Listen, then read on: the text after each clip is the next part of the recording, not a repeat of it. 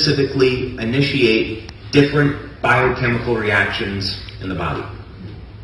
By the way, there are today more than 5,000 clinical studies that are published in peer review on the effects of light on human biology. So there's no debate anymore as far as whether or not this is legitimate science. It's published work, it works, and even the US military, as far back as 20 years ago, was investing millions of dollars into how could you use very specific wavelengths of light to initiate repair of human tissue.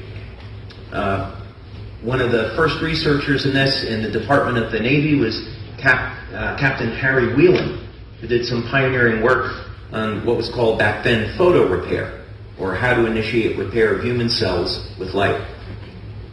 So we're going to be covering this today. You're going to learn, if you don't know what a stem cell is, by the time you get out of here, you're going to know what stem cells are, what they do, why they're important, and how they can have a dramatic effect on whether or not you age really, really well, or maybe not age at all, okay, which is the ultimate goal, or, you know, what are going to be the consequences of aging for you. So we'll talk about stem cells and how they fit into this. And for the moment, if you don't know what a stem cell is, just think of it as a universal cell.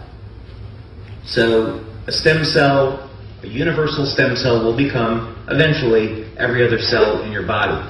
We're also going to be talking about why do we age in the first place.